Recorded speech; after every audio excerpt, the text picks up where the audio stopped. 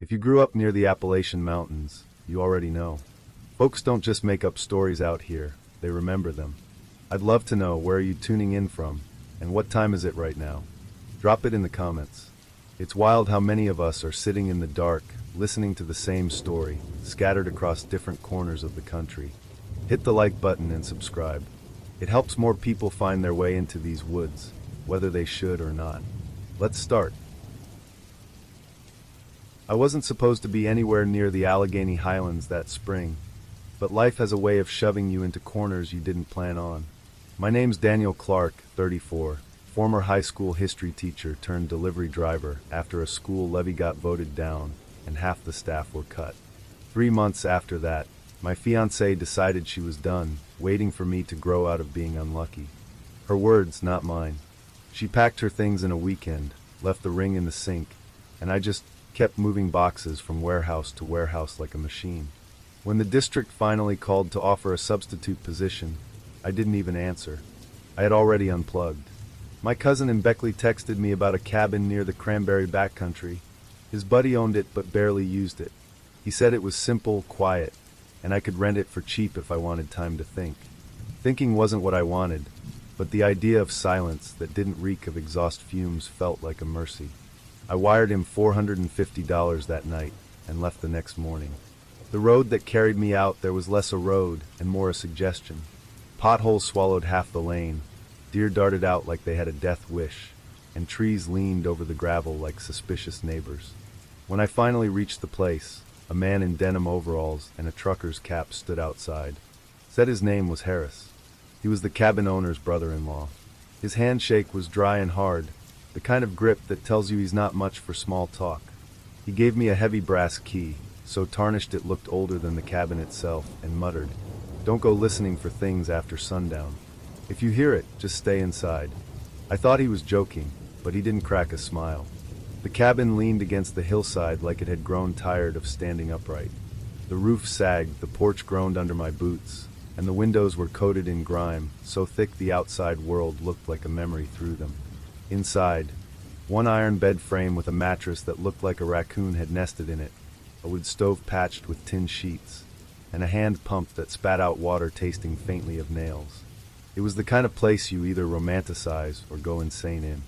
The first night I sat on the porch with a paperback I'd grabbed from the passenger seat, an old copy of The Road, and tried to convince myself I was a rugged recluse. The woods didn't play along. The wind dragged itself through the pines with a sound that was too steady, too mournful, like a choir humming through clenched teeth. I told myself it was nothing. Sleep came hard, but it came. The second night, I was rinsing my face at the sink when I heard it. Not wind, not an owl, a voice. Faint, stretched, almost drowned, like someone underwater trying to force words through the surface. I froze, soap stinging my eyes, ears straining. The rhythm of it was human, but wrong, like syllables had been pulled like taffy until the meaning was gone. I stepped to the back door, eased it open. The night hit me cold. It came again, low, steady, farther out among the trees. "Hello!" My voice cracked in the air and disappeared. The sound stopped. I stood there with the hair on my arms bristling, then shut the door harder than I meant to. I didn't sleep much after that. The next morning I reasoned it away. Probably a hunter calling his dog, maybe even just some weird resonance of the valley. I tried to laugh about it. Alone laughter is a pitiful thing. But in the back of my head, I couldn't stop thinking about the way the sound didn't echo. It didn't fade into distance. It just hovered like fog. By the third night, when it started again, I was already waiting. The sun had barely dropped before it came. Same cadence, same dragging rise and fall. This time I walked onto the porch with my flashlight. The beam cut about 15 feet before the trees choked it out. "You need help?" I called. The voice stopped mid-breath. The silence that followed was thicker than noise. I swear even the insects hushed. I waited until my legs shook, then went inside and bolted the door. The guilt came in waves the next morning. What if it had been someone hurt? A lost hiker? I couldn't just ignore it anymore. I packed a backpack, water bottle, granola bars, a little LED lantern, and half as a joke to myself, a spool of blue nylon string I'd found in a drawer. I figured I'd tie it to branches as I went. No way was I going to get lost. I set out late afternoon, following what looked like a deer path. The deeper I went, the quieter it got. No bird song, no rustle of squirrels, just the crunch of my boots.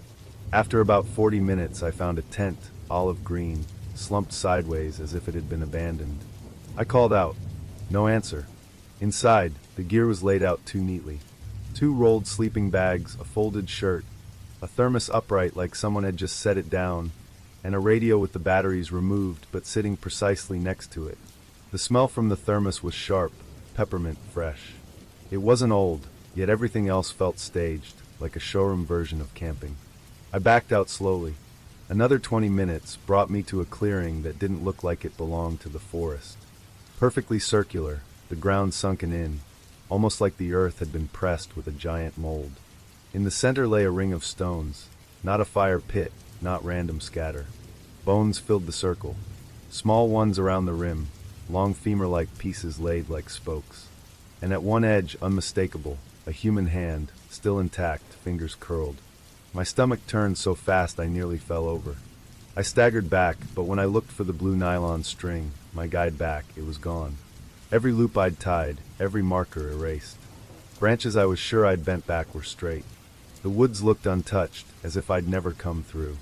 Panic burned through me. I picked a direction and moved fast. Within half an hour, I found myself at the tent again. Only this time the thermos was gone. I didn't even stop. I pushed on blindly, crashing through brush. The daylight bled away all at once, like someone had pulled a curtain. My lantern flickered and died. I dropped to the base of a tree, heart thundering, forcing myself not to cry out. That was when I heard it again. The voice. But this time it wasn't distant. It was close. Too close. And it wasn't asking for help. It was my own voice. Slurred, dragged, repeating the same words I had shouted earlier. You need help? You need help. Each repetition stretched, distorted, syllables smearing together like a broken recording. I pressed my hands to my ears, but still felt it inside my skull. The cadence was off, like something rehearsing how to speak, but never quite getting it right. I stayed frozen until a pale wash of dawn came. My legs were numb, but I forced them to move. I ran straight, not caring what direction. Branches tore my skin, thorns clawed at my clothes. After hours, maybe less, I burst out onto a gravel service road. An old pickup rattled around the bend. The driver, a weathered man with sunken eyes, slowed when he saw me. He didn't ask questions, just motioned to the bed of the truck. I climbed in without a word. He dropped me at a gas station on the edge of town. I must have looked half mad, covered in dirt and scratches. I drove straight back to Harris's place and told him everything. The voices, the bones, the string disappearing. He listened, jaw tight, eyes never leaving mine. When I finished, he said one thing. You should be grateful it let you walk out. I never went back. But sometimes, late at night, when the wind drags through the trees outside my apartment, I swear I hear it again. My own voice mangled, rehearsing words it doesn't understand. And I don't know if it's the memory, or if something followed me out after all. I was 37 when I got the last message from my younger brother, Aaron. We hadn't been close for years. Life pulled us in opposite directions. He was the restless one, bouncing between roofing jobs, bar gigs, and weekend hunting trips, while I buried myself in teaching middle school science in Charleston. The older we got, the less we talked, until silence became the rule between us. But then, out of nowhere, he called me. There was no greeting, no warm-up. His voice was clipped, almost whispering, like he didn't want anyone else to hear. I found something out in Monongahela. You need to come. Don't tell anyone else. I laughed at first, waiting for the punchline. Aaron loved to stir me up with tall tales. But he didn't laugh back. He gave me a set of coordinates near Red Creek, miles off any marked trail, then hung up. No follow-up, no explanation. Just dead air. That night I couldn't shake the tone of his voice. He had sounded nervous in a way I had never heard before. Aaron didn't get scared easily. Against my better judgment, I packed a bag the next day and drove north. I reached the small trailhead just before dusk. His beat-up Chevy Silverado was parked there, mud crusted on the wheel wells. Relief hit me at first. If his truck was here, he couldn't be far. But there was no sign of him. I sat in my car until well past midnight, trying his phone over and over. Straight to voicemail. I slept poorly in the driver's seat, every snap of a twig outside jerking me awake. At sunrise, I decided waiting wasn't enough. I loaded my pack, water, energy bars, a small hatchet, and a coil of neon paracord to mark my path, and started toward the coordinates. The main trail was lively in the morning, filled with joggers and couples with dogs. But the closer I got to Aaron's pin, the thinner the traffic became until there was no one left. At a fork in the trail, I turned down what could barely be called a path. Ferns clawed at my jeans, and saplings bent back into place behind me. 10 minutes in, I realized the forest had gone unnervingly quiet. No birdsong, no squirrel chatter, just the crunch of my boots and the hollow knock of branches shifting overhead. The air felt heavy, not humid but expectant, as if the woods were watching me decide whether to go on. That's when I saw the first marker. A scrap of wood nailed into a tree, carved with a jagged spiral, its grooves darkened with something tarry. Wrapped tight around the trunk was a strand of oily black twine. I stared at it, unsettled. This wasn't park signage. This wasn't random graffiti. Someone had put it here with intent. The deeper I went, the more markers appeared. An eye carved into the second plank, slanted and sharp like it was glaring. Another nailed crooked with symbols I couldn't place. Every one bound with that same slick twine. The terrain shifted too. The ground softened underfoot. Patches of moss slick and blackened like mold. The trees leaned at odd angles, bark flaking like scabs. Even the air smelled wrong, sour, metallic. I almost turned back when I spotted Aaron's backpack. It sat propped against a boulder, as if he had set it down just to take a rest. His dented water bottle still clipped to the side. A protein bar half unwrapped in the outer pocket. Inside, I found his lighter, his compass, and the hunting knife he'd had since we were kids. Everything looked untouched, as though he'd stepped away only moments earlier. I called his name until my throat hurt. Nothing. A faint trail of bent grass and snapped branches led deeper downhill. Against my instincts, I followed. The first sound came maybe 15 minutes later.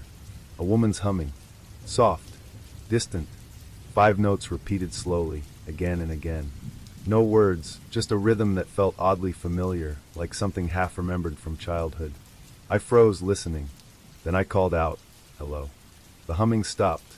My skin prickled, and I should have turned back. But some mix of dread and stubbornness drove me onward. The farther I went, the stranger everything became. Piles of animal bones littered the bases of trees, rabbits, raccoons, maybe foxes. Some heaps looked dumped, but others had been stacked carefully into little towers. A few even balanced in ways that seemed impossible, like crude offerings. Finally, I reached a clearing. At its center rose a tree unlike any other I'd seen. Towering, blackened, its bark twisted and scarred like melted wax. Nothing else grew around it. No moss, no weeds, no fungi. The ground was bare soil, stamped down hard. And scattered around the base of the tree were dozens of those carved planks, jammed upright in the dirt or dangling from branches on twine. Some were cracked, some singed. They ringed the clearing like warnings. That was when I saw the boot. A man lay sprawled at the roots, face down. I rushed forward, half expecting Aaron. But it wasn't him. The stranger's clothes were torn and filthy. His body was intact, but his face, when I turned him, his expression was frozen in a silent scream. Eyes bulging, mouth cracked wide. His skin had the blue-gray of long cold. And his tongue was gone. I staggered back, heart pounding. My phone had no signal. Waving it in the air didn't help. The woods pressed closer. Then I heard movement. At the far edge of the clearing, a figure stood. A woman. Thin, hair long and dark, her dress pale enough that it seemed to bleed into the trees. Her arms hung limp, head tilted slightly. I shouted, asking if she needed help, if she'd seen my brother. She didn't react, didn't even blink. And then, without moving her lips, the humming began again. Same 5 notes, same loop. Her eyes never left me. I took a step back. She raised one hand and pointed at the blackened tree. The humming grew louder, though her mouth stayed still. Panic surged, and I fumbled for the hatchet on my belt. My hands shook so badly I nearly dropped it. I bolted. Branches whipped my face, roots snagged my boots. I ran blind, desperate to escape that sound. At some point I tripped hard, smashing my shoulder into the earth. When I scrambled up, I dared one glance back. The clearing was gone, but I swear I saw her pale dress flicker between the trees, closer than before. I don't remember how long I ran, only that eventually, through the blur of trees, I spotted metal, a trail sign glinting in the fading light. Civilization. By the time I stumbled into the trailhead parking lot, night had fallen. 2 Ranger trucks and AK-9 unit were there. They had come because hikers had reported Aaron's truck abandoned for days. I tried to tell them what I saw. The tree, the woman, the humming, the dead man. They didn't laugh. They took notes, asked for coordinates. The search teams found Aaron's backpack. They found the stranger's body, too. A Kentucky man reported missing the week before. Official cause, exposure. But one ranger quietly told me the man's boots were shredded, and his tongue was torn out, not cut. They searched for Aaron for a week. Dogs tracked his scent straight to the clearing, and stopped. No trace beyond that point. It was as if he had vanished into the earth. No one ever found the woman. Locals have their stories. They call her the Keeper of Hollow Tongues. Some say she was a settler's daughter who wandered too deep into the woods and starved, her voice stolen by the trees. Others claim she's older than that, something born from the land itself, taking the voices of those who trespass. I don't know which version is true. All I know is I left those mountains without my brother. And sometimes, when I'm home alone and the night is too still, I hear humming. Just 5 notes. Slow, patient, and I wonder if she's still pointing at that tree, waiting for me to come back. My name's Michael Reed, and I was 34 when I decided that wandering into the Allegheny Highlands alone might somehow straighten out the mess I'd made of my life. I was a paramedic in Charleston for almost a decade, but I'd burned out fast. Too many wrecks on the interstate, too many nights with sirens echoing long after I'd tried to sleep. The breaking point came when I froze during a call, a child choking, her mother screaming at me, and my partner had to shove me aside to save her. I walked out of the ambulance bay that morning and never came back. The apartment felt like a tomb after that. Piled laundry, unopened mail, dishes gone sour in the sink. My friends stopped calling when I wouldn't answer. My father said I should man up and get back to work. Instead, I bought a topo map, pulled my old pack out of the closet, and told myself a week in the wilderness would fix me. I chose the Dolly Sods wilderness, big, wide-open plateaus, boggy streams, wind-twisted spruce. I'd been there once with a scout troop as a kid. I remembered endless skies and stars so sharp you could cut yourself on them. That's what I wanted, silence, space, a place where nothing screamed at me for help. The first 2 days passed like I'd hoped. Long miles, oatmeal in the mornings, jerky at night. I pitched my tent near Red Creek, lulled to sleep by rushing water. I passed a few other hikers and traded nods, but kept my distance. That was the plan, solitude, nothing but my breath and my boots. But on the 3rd day I noticed a path veering off into brush. It wasn't marked on my map. Not a game trail either. The soil was pressed down by boot prints, fresh ones, like someone else had passed only hours earlier. I don't know why I followed. Curiosity, maybe. Or maybe because part of me didn't want to admit how badly I needed proof that other people were out there, walking the same ground. At first it seemed harmless enough. The path climbed a ridge, weaving through hemlock and laurel. But after a while the air changed. The forest grew oddly still. No wind, no bird calls, no rustle of chipmunks. Just the scrape of my boots.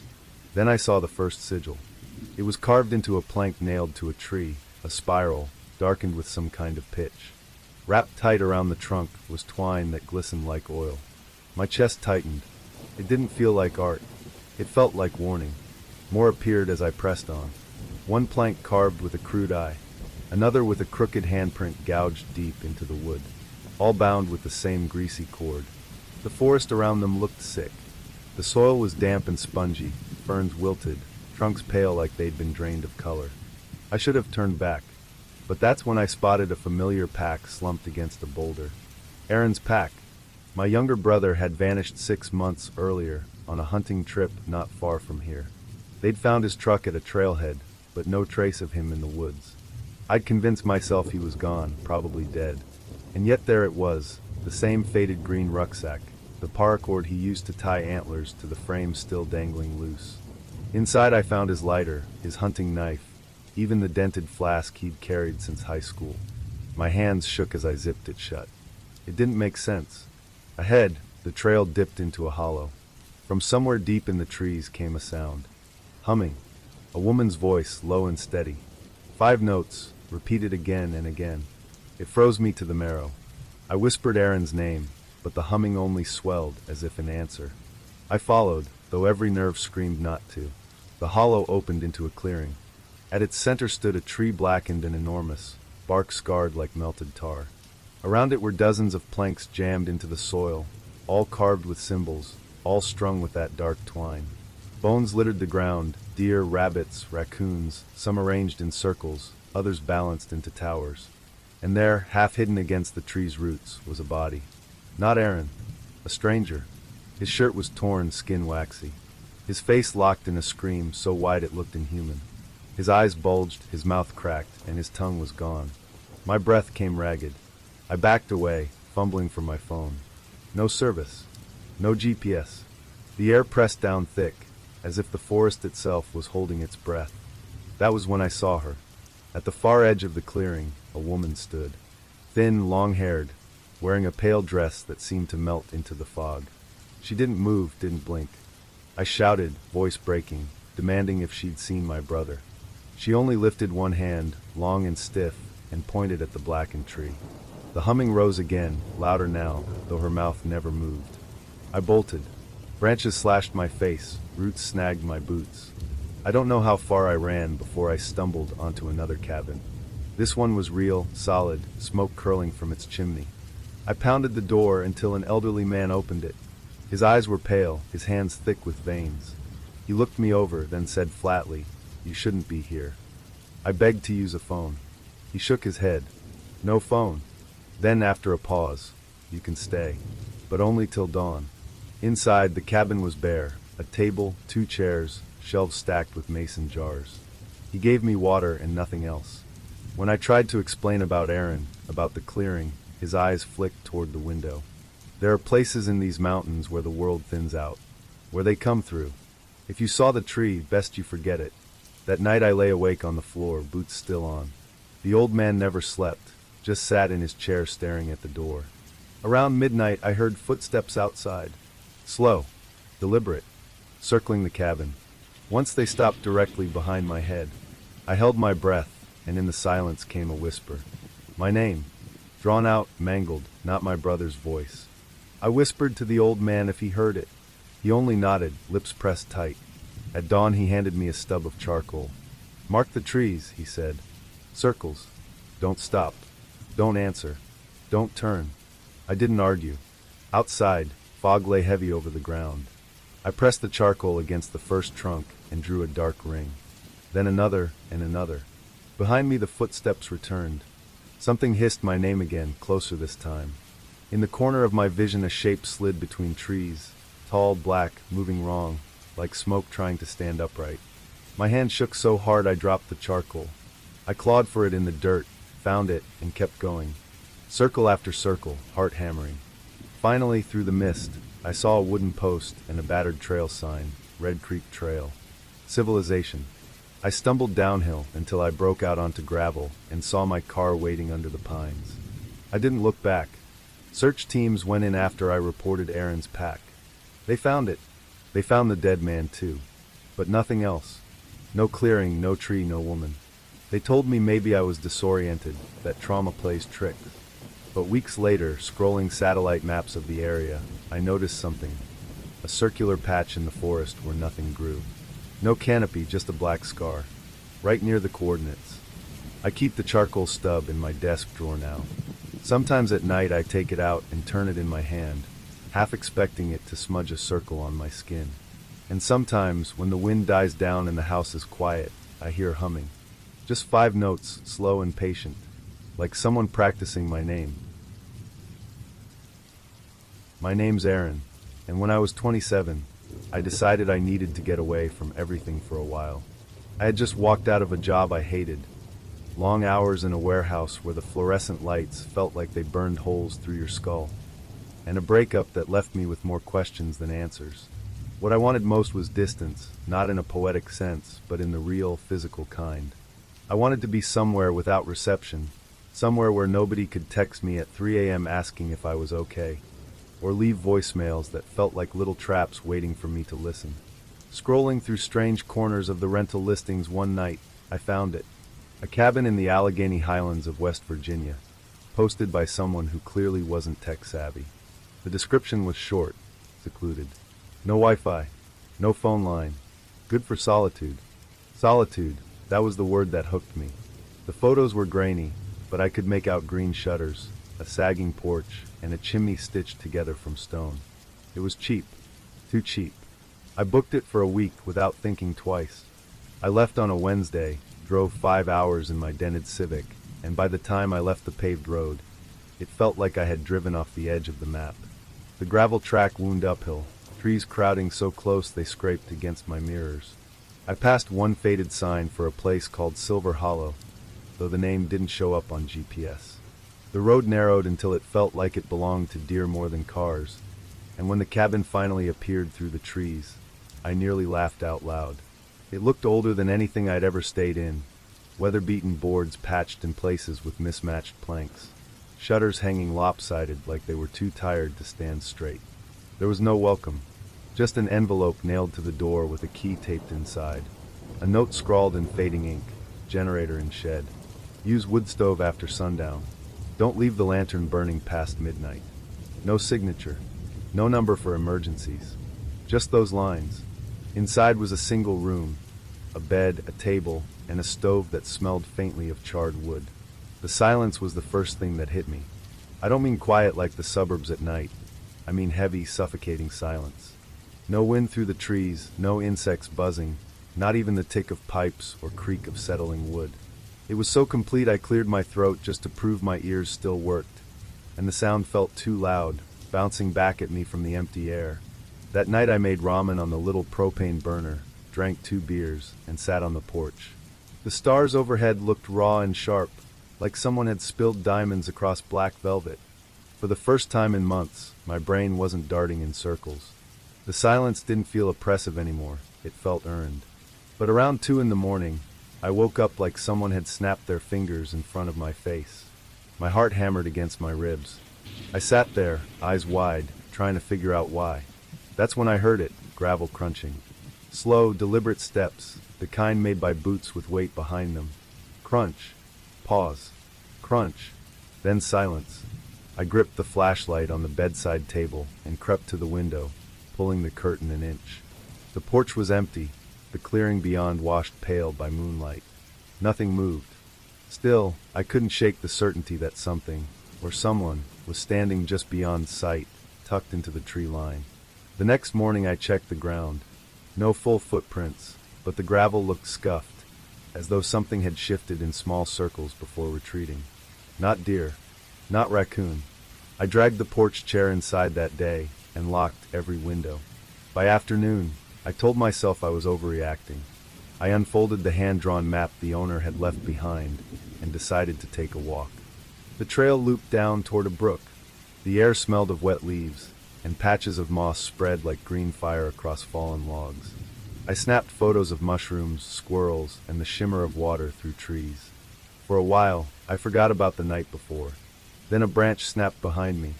I spun, expecting a fox or deer. Instead, I caught movement, something tall slipping behind a tree, 20 yards back, dressed in dark fabric. Too quick for me to see details. "Hey!" I shouted, voice cracking. "You lost." "Nothing." This silence thick enough to choke me. I waited, ears straining. The woods stood still. My pulse thudded, so loud it muffled everything else. Slowly, I backed down the trail, gripping my camera like it was a weapon. Then I turned and half-jogged back to the cabin, not daring to look behind me until I reached the porch. That night, I barricaded the door with the chair, the table, even the cooler. I sat with the flashlight in my lap, waiting. At 2:13, the steps returned. Crunch of gravel, climbing the porch. Then came the knock. 3 times. Not pounding. Not frantic. Just measured and calm, like whoever it was knew I was awake. I didn't breathe. Sweat slid down my back as I stared at the door. Minutes, or maybe hours, stretched before I finally dared to peek through the narrow side window. Across the clearing, half hidden between trees, stood a shape. Still. Watching. At dawn, I found what they left. A rabbit nailed to the fence post, its head twisted at a wrong angle, dried blood streaking the wood. The message was clear. I wasn't wanted here. I drove into the nearest town, a dusty place with one gas station and a diner that looked frozen in the 1960s. At the counter, I asked the clerk if he knew the cabin with green shutters up near Silver Hollow. His eyes flickered, then dropped. "Ain't nobody lasts there," he said. "Couple years back, some hunters rented it. Didn't even make it through 2 nights. Packed up before sunrise. Folks say they saw someone watching from the tree-line. Been stories long before that." "What kind of stories?" I asked. He shook his head, like a man refusing to speak something out loud. "You're best off leaving it alone." I told him I was cutting the trip short. The owner barely reacted when I called from the pay phone, just muttered, "Suit yourself." Back at the cabin, I threw my things into the car as fast as I could. That's when I saw the tree. Words carved deep into the bark, letters fresh and pale. "Come back alone." The drive down that gravel road felt endless. Every bend in the road looked like an ambush waiting to happen. When I hit the highway, I didn't stop until I reached a cheap roadside motel. I collapsed onto the bed, left every light on, TV blaring just to fill the silence. At 3:06 a.m., the motel phone rang. My hand moved before my brain caught up. I lifted the receiver, expecting static. Instead I heard it, gravel crunching underfoot. Slow, steady. Then the groan of wood, like footsteps crossing a porch. I dropped the phone, yanked the cord from the wall, and sat frozen until the sun came up. By then I had decided. I wasn't going back, not to the cabin, not to Silver Hollow. But even now, months later, when my phone rings at night, I feel my stomach knot. Because sometimes, just before I hit answer, I swear I hear it already, the faint sound of gravel shifting under invisible steps. I wasn't the type of person who chased adventure. At 32, I'd already grown tired of noise, of people knocking on my apartment wall because I typed too loud at night while editing manuscripts. I worked as a copy editor for a regional history magazine in Charleston, West Virginia, and most of my days blurred together into a haze of deadlines and coffee stains. After my father died, the walls of that apartment started to feel like they were pressing in, and the emails I had to answer began to feel like buzzing flies. I wanted a place where no one knew my name and no one needed anything from me. That's how I ended up renting a place I had never seen. A cabin outside a forgotten stretch of Monongahela National Forest, near a crooked road called Raven Rock Hollow. The listing was barely a paragraph long, written by someone who clearly didn't understand the internet. Remote cabin. Good for quiet. Long-term or short. Cash only. The photos were so grainy I could barely make out details, but I saw the outline of mountains behind it, and that was enough. The drive there took me over roads that grew narrower the deeper I went, pavement giving way to gravel, gravel breaking down into a rutted trail carved into the earth. The last mile felt like I was being swallowed by the forest. Pines towered above like black spires, their branches knitted together so tightly the sunlight died before it could reach the ground. My tires crunched slowly forward until the cabin appeared, more like revealed itself, between the trees. It was smaller than I expected, leaning slightly to one side, boards weathered gray. A porch ran across the front, its railing broken in places, and green shutters clung to the windows as if by stubbornness alone. A note had been nailed to the door. Key in mailbox. Generator in shed. Don't leave a lantern burning past 3. That last part seemed odd, but I brushed it off. Inside, it smelled of old wood and ash. The furniture was simple, maybe handmade decades ago. The silence inside pressed against me like water filling a room. No hum of appliances, no faint whir of traffic. Just absence. I told myself this was exactly what I had been craving, that if I stuck it out, I'd learn to breathe easier. The first night passed without much. I cooked rice, read a paperback by candlelight, and crawled into bed early. When I woke at dawn, there was a damp chill in the air, but nothing else unusual. The second night was when it started. I was brushing my teeth, leaning over the sink, when I heard it. 3 light taps against the front door. They weren't frantic. They sounded tentative, like someone knocking on a stranger's shoulder to get their attention. My hand froze with the toothbrush still between my teeth. Nobody should have been there. The cabin sat miles down a road most people wouldn't drive by accident. I crept to the door, every board creaking under my feet louder than it should have. I pressed my ear against the wood. Nothing. After a long stretch of silence, I eased the door open just an inch. The porch was empty, but on the planks leading up to the door were bare footprints. Adult-sized, clear outlines of toes and dirty arches, smudged heels. They stopped right at the threshold, no marks leading away. I shut the door hard enough that the walls rattled. That night I barely slept. By the third night, it wasn't knocking. It was pacing. Slow, deliberate footsteps back and forth across the porch. I sat frozen by the window, watching the shadows shift. When I finally gathered the courage to pull the door open mid-step, everything stopped. The silence slammed down again, so sudden it made my ears ring. The fourth night added something new, chimes. A delicate tinkling sound, like wind chimes caught by a soft breeze. But I didn't own any chimes, and I hadn't seen any hung outside. The sound floated from deeper in the trees, metallic notes repeating in a strange rhythm, not random at all. I waited for hours until it stopped. By morning, I drove to the nearest town. I bought motion lights, a cheap security camera, anything that might help me make sense of it. At the hardware store, the cashier asked where I lived. When I said Raven Rock Hollow, he paused. "Up past the dead end?" he asked. I nodded. His expression changed, but he said only one thing. "Don't stay there past the full moon." Then he turned away, as if he regretted saying it out loud. Back at the cabin, I mounted the lights and set the camera to watch the porch.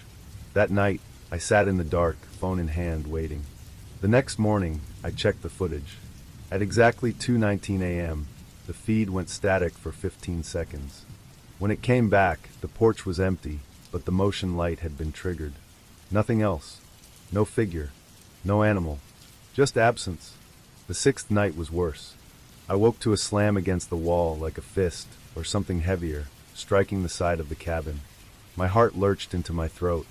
I grabbed the knife I kept by the bed and crept down the hallway with my flashlight. Outside, I heard footsteps circling the cabin, slow and deliberate. I pressed my face against the window and saw movement in the trees. Something crawling low, limbs too long, jerking forward in unnatural bursts. Then a whisper. Not from outside. From the hallway behind me. It spoke my name. I turned, flashlight beam jittering, but the hall was empty. The whisper was gone. I slammed into the bedroom and barricaded the door with a dresser. I didn't sleep until daylight came. In the morning, I stepped outside to find 6 piles of twigs on the porch, each arranged in a perfect triangle pointing toward the door. I swept them away with a broom, but my hands shook the entire time. That afternoon, I asked around town again. One older man at the diner leaned across the counter when I mentioned Raven Rock Hollow.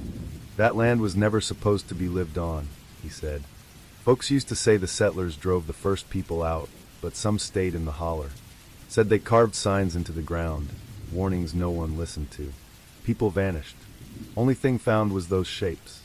Triangles, circles, markers, they called them." He didn't say more, just waved me off. That night, the pacing didn't come. The knocking didn't come. I thought maybe it was over, until 3:07 a.m. when I heard my name again. This time, whispered directly into my ear, though no one stood beside me. The lights flickered, and for a heartbeat I saw a shadow stretched across the wall, long, hunched, its head tilted at an impossible angle. Then darkness. 2 days later, I packed my things and left before the sun was high. I didn't even look back at the cabin. I checked into a cheap motel in Elkins, watched mindless television, and told myself I'd never return. But after 3 days, guilt gnawed at me. My books, my notes, even my camera were still at the cabin. I convinced myself I'd imagined half of it. In the daylight, I drove back. The door was ajar. Inside, every drawer had been pulled open. Silverware lined the floor, arranged in precise rows, spoons, forks, knives, each spaced evenly as if measured. My skin crawled. In the bedroom, I found another arrangement. Twigs again, but this time 7 triangles arranged in a circle. In the center lay my knife. I backed out slowly, grabbed only my bag, and left everything else behind. I didn't stop driving until I was back in Charleston. A week later, I got a text from the landlord. "Did you leave something in the attic?" I never went into the attic. I ignored the message. 2 days later, he sent a photo. Carved into the planks were 7 triangles burned into the wood, circling one another in eerie perfection. I changed my number the next morning. But here's the part that keeps me awake. Last night, weeks after moving in with a roommate far from Raven Rock Hollow, I heard them again. 3 taps. Gentle, deliberate. Not on the front door this time, on the bedroom wall, inches from my head. I was 29 this summer. I decided to vanish into the woods. I had been working night shifts at an ER in Huntington, West Virginia, for almost 6 years, and the burnout had settled into my bones like damp air. The last straw came with a 12-year-old boy we couldn't save after a highway crash. I can still hear the sound his mother made when she collapsed against the gurney. I went home at dawn, stripped off my scrubs, and sat in the shower until the water ran cold. That was when the idea took root. I needed silence. No pagers, no family screaming for answers, no fluorescent lights. Just silence. So I took a month's leave, withdrew what savings I had, and headed east into the Monongahela. I didn't want anything curated or convenient. I wanted off-grid, far away from anyone. A friend told me about the Cranberry Wilderness, a sprawl of dense forest and swampy trails where you could hike for days without meeting another soul. It sounded perfect. I parked at a lonely trailhead on a back road where the asphalt broke down into dirt and the map on my phone blurred into gray. My pack carried a tent, food for a week, a camp stove, and a med kit I half hoped I wouldn't need. I had no compass, something I told myself was fine since I had my phone, even though service had dropped an hour back. Naivety disguised as confidence. The first night was uneventful. I camped near a stream, listened to the rush of water, and for the first time in months I fell asleep without my heart galloping in my chest. The second night changed everything. I'd made camp on a flat ridge, boiling noodles, when I heard it, laughter. 2 quick, high-pitched bursts. Not joyful, not even fully formed. More like children trying to stifle themselves during church. My spoon froze mid-stir. The sound came from maybe 20 feet away, just beyond the line of trees. I shut off the stove. The forest answered with nothing. No footsteps, no rustle of leaves, no wind. Just the kind of stillness that feels wrong, like someone holding their breath. I told myself there might be other campers. But the parking lot had been empty.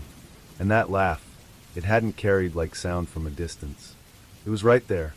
That night I crawled into my tent without eating. I clutched my knife until the sky paled and morning finally returned. The next day, as I gathered kindling, I saw something hanging from a branch 10 yards from camp. A strip of hide, looped into a circle, stitched crudely with thread. On it was a burned mark, a circle crossed with crooked vertical slashes, like 3 claw marks. It wasn't tribal. It wasn't decorative. It looked like a warning. I left it hanging and broke camp immediately. By afternoon, I was following a creek downhill. The water should have been a comfort, but the woods felt hushed. I realized I hadn't seen a bird or squirrel since morning. The air was too still, as if sound itself had been bled from the world. That evening I didn't cook. I chewed a protein bar in silence, back pressed to a rock, fire barely embers. Sometime past midnight, I woke drenched in sweat. My heart hammered, as though something had startled me awake. Then I heard it again, 2 clipped giggles followed by a longer, choking laugh, like someone forcing it out against their will. It was closer this time. I unzipped the tent and swept my flashlight across the trees. Nothing but pale trunks. Still, when I circled the clearing, I found another strip of hide dangling from a branch. The same symbol burned in deep. But this one had something tied to the end, a finger. Dried and shrunken, skin gray and cracked around the nail. I gagged and dropped the light. By the time I picked it up again, the forest was still. Panic bloomed. I tried to open the GPS on my phone, but the compass spun uselessly. The map wouldn't load. No service. No guidance. I packed up in the dark, choosing one direction and forcing myself forward. Hours later, my flashlight beam caught movement ahead. A figure slipping between trees, tall, gaunt, shoulders hunched. At first, I thought it was a person. Relief sparked, until it dropped to all fours and scuttled sideways. Its joints bent wrong, jerking in unnatural angles. I ran. Branches slapped my face, tore my arms. At some point I fell hard, my knee slicing open. White glared from the wound before I wrapped it in a bandana and staggered on. As the sky lightened, I found an old shack slumped against the hillside. For walls, roof of rusted tin, no door. It looked abandoned for decades, maybe longer. I crawled inside and sat with my back against the far wall, knife clenched. I didn't sleep. Around 2 in the morning, I heard it. Footsteps crunching slow circles around the shack. Over and over, deliberate. Then breathing, wet and heavy, pressing close against the boards as if something enormous leaned against the walls. Once, claws scraped across the wood, dragging low, right where my head rested on the other side. I kept still, forcing myself not to breathe, until the sound drifted away. When dawn came, I stumbled outside. On the roof lay another strap, the symbol carved deep, edges still blackened from heat. This one was wet, dripping down onto the boards like it had been dipped in blood. I pushed myself downhill, ignoring the pain, ignoring hunger. By late afternoon, I reached an open glade, so strange and sudden it made me stop cold. A perfect circle of dirt. No grass, no trees, nothing alive. In its center, a spiral made of bones. Deer, dogs, birds, and some not animal. Skulls too round, jaws too small. At the center of the spiral stood a dead tree, its branches strung with dozens of those leather straps. Some carried teeth. Others had locks of hair. One had an entire braid tied to it, still knotted with ribbon. I turned slowly and walked away, each step measured. Only when I was out of the clearing did I let myself run. Sometime in the night, I collapsed. I don't remember hitting the ground. When I woke, I was lying in a field, the grass damp with dew, the sun rising in pale gold. My pack lay beside me, neatly folded clothes stacked on top. Except I wasn't wearing them. I was naked. Around my neck, tied tight, was one of the leather circles with the burned symbol. I don't remember putting it there. I don't remember leaving the woods. But I walked barefoot until I reached a road, where a man in a truck pulled over and drove me to Richwood. I told him I'd gotten lost hiking. He didn't ask questions. I didn't call the police. Didn't report anything. I just left. Back in Huntington, I packed my apartment in silence and broke my lease. Weeks later, I heard the legend. An old nurse who'd grown up near the cranberry asked why I looked so pale. I told her where I'd been. She made the sign of the cross and whispered, "That's the hollow where the children under the hill play. They laugh to lead you astray. If you follow, you don't come back yourself." I laughed it off. But sometimes, when I'm alone, I catch myself giggling. 2 sharp bursts. Not joyful. Not mine. And every night since, I've woken with the skin of my throat raw, as though something rough has been tied too tight while I sleep. My name's Claire, and I was 35 when I took a seasonal caretaker job in the Allegheny Highlands of West Virginia. I'd been working odd gigs for years, waitressing, temp work, even substitute teaching, but I craved something quieter. The job wasn't glamorous, but it sounded perfect. Look after a handful of rental cabins tucked into the mountains, keep the generators running, sweep porches, stock firewood. The couple who owned them lived out of state and just needed a reliable set of eyes. They promised me a truck, gas card, and complete independence. For someone tired of managers breathing down her neck, it felt like a godsend. Most of the cabins sat near gravel spurs, where you could at least get a weak cell signal if you stood just right. But there was one, cabin 8, that was deeper in than the rest, off a narrow deer path past a place called Lantern Ridge. That one never showed up on GPS, and the trailhead wasn't marked by any sign, just a cluster of leaning stones where the road curved. My boss warned me in passing, "That one's strange. Keep visits short." The first time I went up, I had to park at the stones and walk nearly 10 minutes under a canopy, so thick it blocked the sun. The air was heavier there, muted, like sound itself was reluctant to travel. The cabin appeared suddenly, small but sturdy, with a porch that sagged slightly in the middle. The door was wide open, propped there by a log as if waiting for me. I called out, half expecting to hear movement. Nothing. Inside was clean, too clean, almost sterile. It smelled faintly of wood polish and cold ashes. The fireplace had been used recently, and when I raked through it, I found fragments of burned paper. They looked like children's drawings, crayon melted into blackened curls. A house, a ring of stick figures, a taller shape without a face. My stomach knotted, but I swept it into a bucket, told myself it was leftover junk from the last renters, and locked up. I didn't return until late March, when a weekend guest booked it.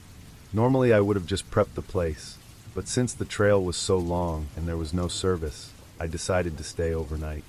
I brought soup, a book, and a little emergency signal booster I kept for work. The first half of the night was quiet. I read by lamplight, ate, and dozed off. At 2:41 a.m., I woke up shivering. The heater was off. Not broken, just switched off. I knew I'd checked it twice before bed. I went to flip it back on, and passed the bathroom. The mirror had a crack running diagonally across it, sharp and fresh. I swear it hadn't been there earlier, when I changed the bulb above the sink. My skin prickled, but I told myself glass shifts in cold cabins. Still, I barely slept. 2 weeks later, a cold snap hit, and I drove up to winterize the pipes. At the stones, I stopped short.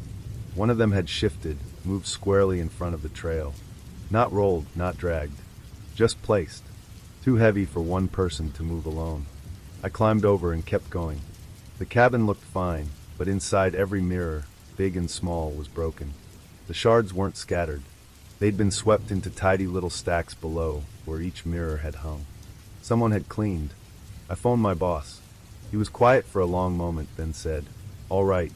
Skip that one if it's giving you trouble. Not vandalized. Not damaged. Giving you trouble." Like it was the cabin itself causing problems. By late April, someone else had booked it, a family of 4. I tried to push the reservation elsewhere, but got no response.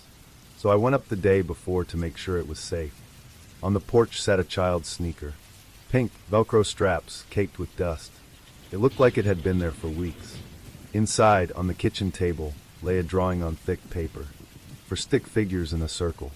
One taller figure stood outside it, holding something that might have been a lantern. I canceled the family's booking, claiming plumbing issues. That night, I got a text from an unknown number. Just one character, 8. I never told anyone I was avoiding cabin 8. I hadn't even mentioned it to the friend who got me the job. 3 mornings later, I found barefoot prints circling my trailer. Small, child-sized. They stopped beneath my kitchen window, then vanished into the trees. The ground was damp, the prints were clear. My motion light never came on. I refused to go back for weeks. Then one afternoon my boss called, saying cabin 8 had been vandalized. Broken railing, shattered windows. He wanted photos for insurance. His voice wasn't angry, just weary. I drove up reluctantly. The cabin looked untouched from the outside. Inside, scratched into the wall above the main room, were 5 letters, etched deep in jagged lines, Lumen. The word stretched across the wood like it had been clawed, not carved. I turned and left. On the way back, I saw the stone had moved again, blocking the trail as though sealing it off. I didn't climb over. That night, I emailed my resignation. 3 weeks later, I was working at a brewery down in town, serving beer to college kids who thought they'd discovered craft ale. Easy work, easy pay. I almost convinced myself I'd overreacted. Then, one morning before my shift, I unlocked my apartment and found a drawing on my kitchen counter. Thick paper, heavy black crayon, for stick figures huddled together. One taller shape stood outside the circle, holding a lantern. And this time, the taller figure's face wasn't blank. It was mine. I was 33 when I agreed to spend a long weekend hiking through the Smokies with my younger brother, Aaron. He had just walked away from his job teaching middle school history, burned out and bitter, and claimed he needed the mountains to reset. For me, the trip wasn't about escape so much as obligation.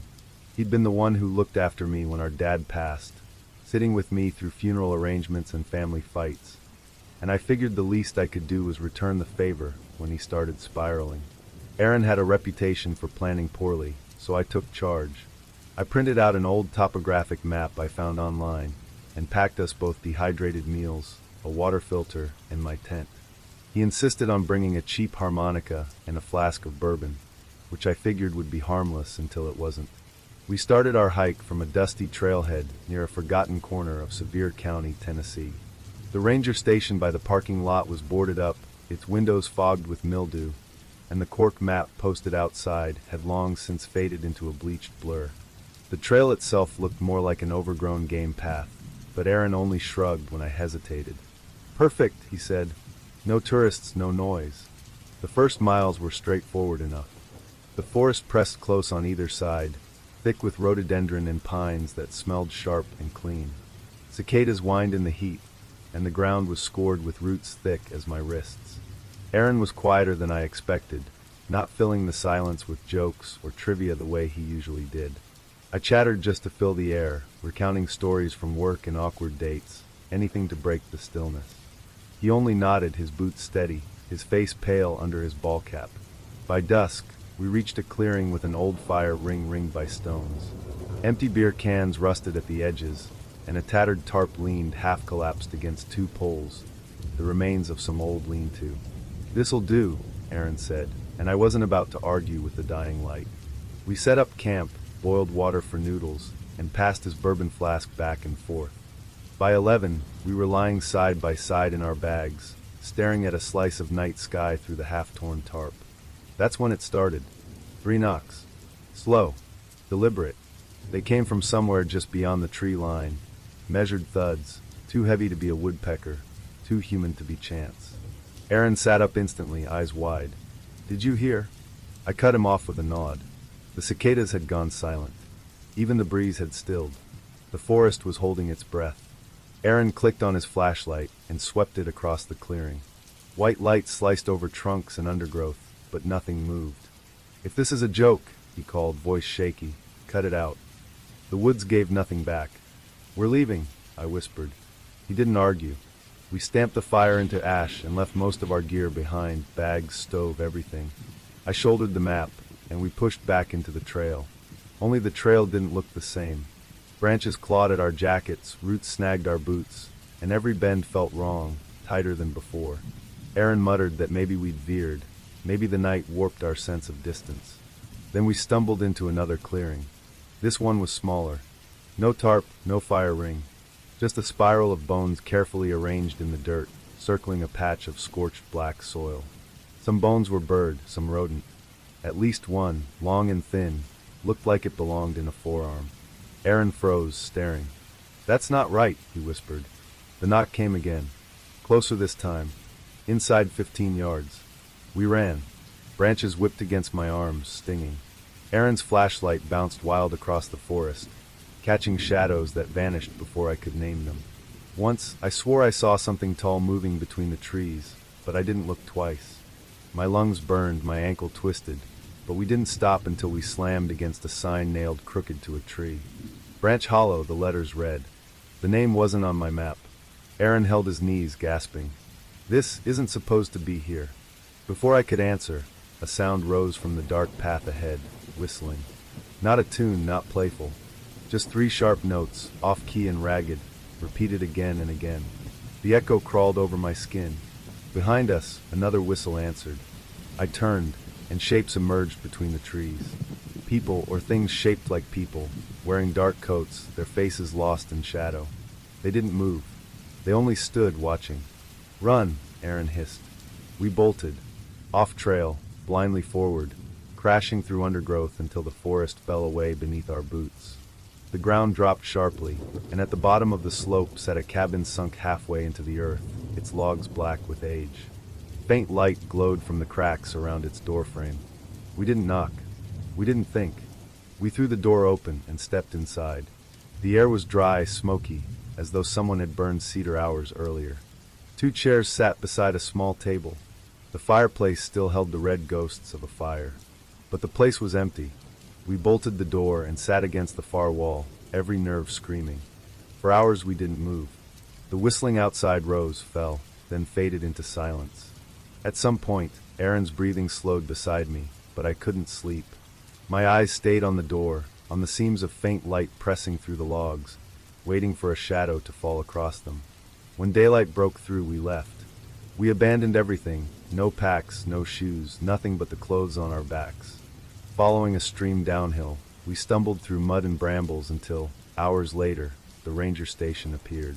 But this time a man stood outside. White beard, weathered face, uniform faded with age. I staggered forward. "What is Branch Hollow? That sign, where does it go?" He looked at me, his eyes dull and heavy. Branch Hollow Trail was closed in '85. Folks kept going missing. We stopped putting it on the maps. Inside the station, he spread out a laminated chart. Sure enough, no branch hollow. Just a loop, neat and ordinary. Aaron sat in the car outside, pale and silent, staring at his hands. I asked him again and again what he remembered. He only shook his head. I blacked out after we ran. I don't remember bones. I don't remember anyone watching us. I just remember waking up in that cabin. I didn't tell him what I saw, the figures in the trees, the way the cabin door swung open before we touched it, the echo of whistles that still sometimes creep into my ears when I lie awake at night. We never spoke of it again. But a month later, while unpacking laundry in my apartment, I found something in the pocket of my jacket. A scrap of thick paper, a child's drawing, two stick figures holding hands beneath a triangle roof. Beside them stood a taller figure, its mouth drawn as three jagged slashes. The paper smelled faintly of smoke, and when I folded it back up, I noticed words written on the back in blocky, uneven letters. See you in Branch Hollow. I was 27 the year I convinced myself that getting lost in the mountains would somehow fix my life. I'd been working as a surveyor's assistant for the county, which meant days spent in other people's woods with a clipboard and measuring tape, scribbling down property lines and pretending I was satisfied. My boss treated me like a shadow. My rent was late more often than not, and every night I fell asleep staring at my phone, as if it might tell me what to do with my life. So when October came around and the air started cooling, I decided I needed to cut away from everything. No phone, no clients, no buzzing in my pocket, just me in the woods. I dug out my old pack from college, stuffed it with the basics, tent, stove, a few freeze-dried meals, and a little bottle of bourbon I told myself was for emergencies, and pointed my beat-up Honda west toward the Cumberland Range on the Kentucky side. There was a trail I'd read about once in an ancient forum thread, a place called Crow Haven Loop. It wasn't on any modern maps, and the guy who'd written about it described it like a secret. A half-forgotten loop cut back in the 60s, abandoned when the Forest Service rerouted everything else. He said it felt older than the rest of the woods. That line stuck with me. Older than the woods. That was the kind of place I wanted. I parked at a gravel pull-off maybe 2 miles past the last ranger sign. The path was barely visible, a split in the brush where the trees leaned back just enough to suggest someone had once walked there.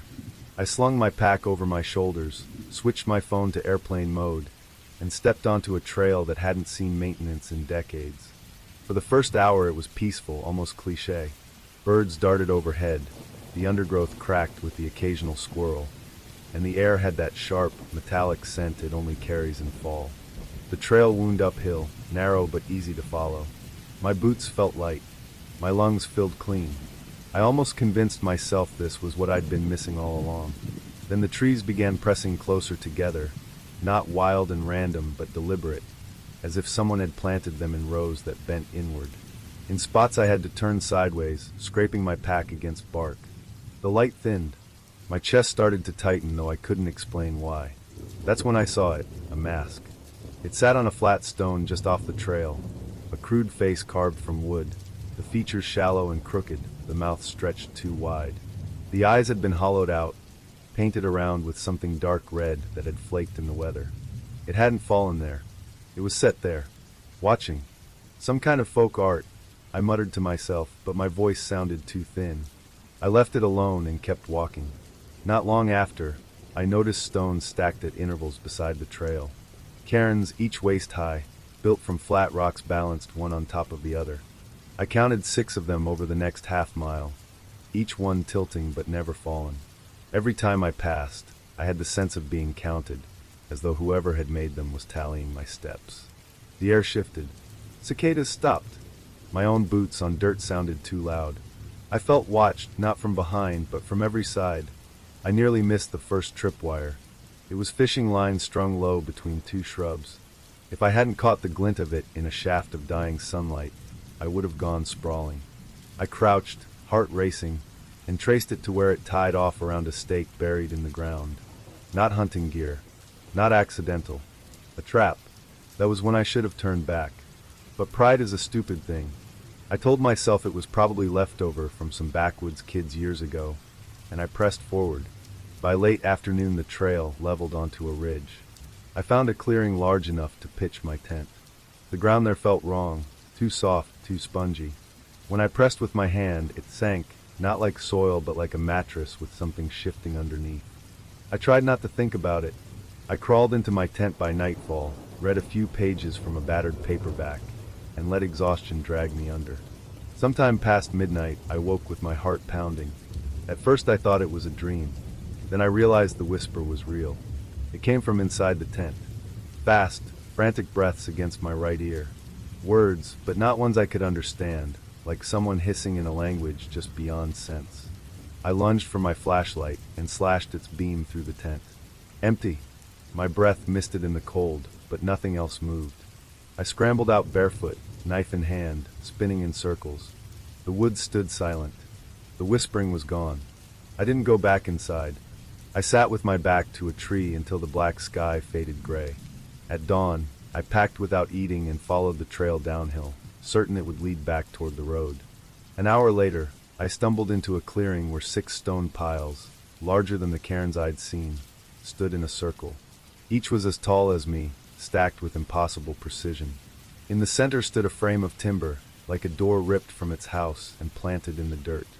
From the crossbeam hung a strip of fabric. My stomach turned. It was my bandana, the same one I'd packed deep in my bag. I didn't think. I ran. Branches clawed my face. Roots dragged at my boots. Somewhere in the frenzy of escape, I glimpsed legs, bare pale, stepping back behind a trunk. I pushed harder, not daring to stop, until at last I broke into another clearing. There, half buried in the slope of a hill, sat a cabin. Its logs sagged with rot, its chimney leaned crooked, but thin smoke trailed from the roof. I staggered up the steps and knocked. The door creaked open. An old man stood in the doorway, thin, hollow-eyed, with skin like parchment stretched over bone. He stared too long before speaking. "You ain't supposed to be here," he rasped. "I'm lost," I blurted. "I just need a way out. Please." He studied me, then stepped aside. Inside was bare. No bed, no stove. Just rows of glass jars lining the floor, each filled with murky liquid. Shapes floated inside. Some looked like birds, others small mammals. A few not animals at all. Every one of them had eyes, and every eye was fixed on me. The man shut the door. His voice was quiet. "I saw you last night, walking in circles." "I don't."